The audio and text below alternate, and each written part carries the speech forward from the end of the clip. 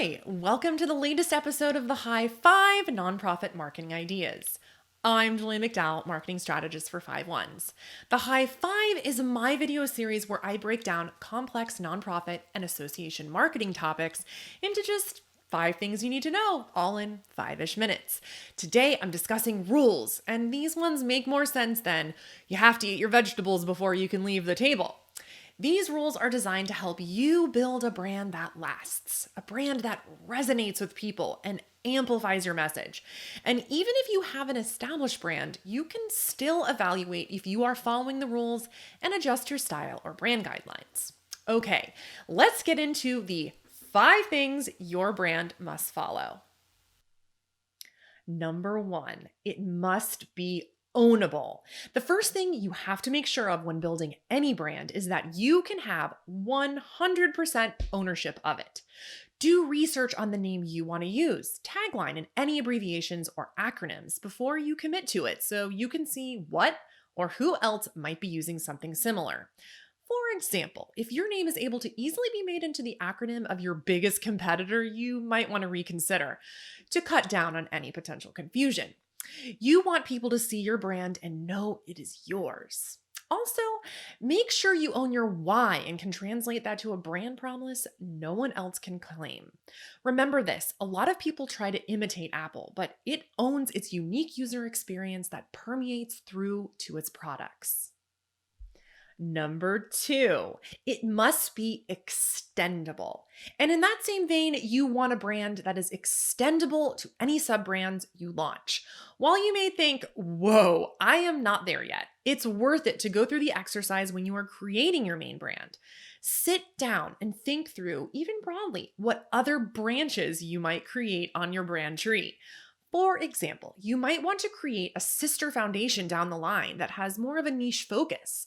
Make sure your brand is broad enough to extend in different directions. Think of the Smithsonian. They have a TV channel, a magazine, many museums, books, theater, and travel experiences. That's a lot, but all of those sub-brands fit nicely with the parent brand, and most importantly, everyone knows it's connected to Smithsonian. Number 3, it must be flexible. Your brand needs to work everywhere. Your logo just can't look good on your website. It needs to be able to be resized for social media, business cards, letterhead, and any other form it needs to take. Your brand's name or tagline shouldn't be tough to translate if you work globally. The point is, you want your brand to show up the same way wherever and whenever you use it, because that's what builds brand recognition. This is where a lot of brands create a mark and a logo type along with a tagline that can be used together or separate where it is most appropriate. Think about the American Red Cross. Besides the name, the brand mark is the recognizable Red Cross, and while they don't have a tagline right now, occasionally they will use one for a special campaign. Or here's another good example. Nike has their name in that recognizable font, the swoosh as their brand mark, and tagline, just do it. Sometimes you see the swoosh, sometimes just the tagline, and sometimes all 3. Now that is flexibility. And number 4, it must be simple. Simple can sometimes have a negative connotation, but not in brand building. Make sure your name, tagline, logo, and whatever else you may create for your brand is simple enough for your audience to remember it.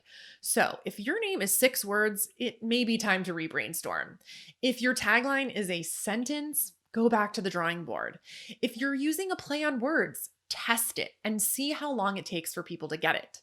When you think of bringing water to communities in Africa, do you think charity water? When you think about pandas, do you think WWF? When you think of a 4-leaf clover, do you think 4-H? That's what you're going for. And last, it must be emotive. Emotions are how people relate to one another and to brands. And when deciding whether to donate time, money, or resources, or become a member of your association, many people will make that decision with their heart more than their head. So don't go over the top, but make sure your passion for your brand's cause comes through. That's what people can connect to. That could be through the symbol you use for your word mark, the colors you use, but make sure it makes you feel something. Now, that you know what your brand needs, start doing your research, going through exercises and testing out different ideas. It should be easier now that you have parameters to work within.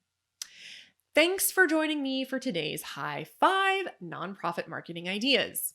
I hope this helps you build a brand you can be proud of. If you have questions, don't hesitate to email me at julia@551s.com or leave a comment below.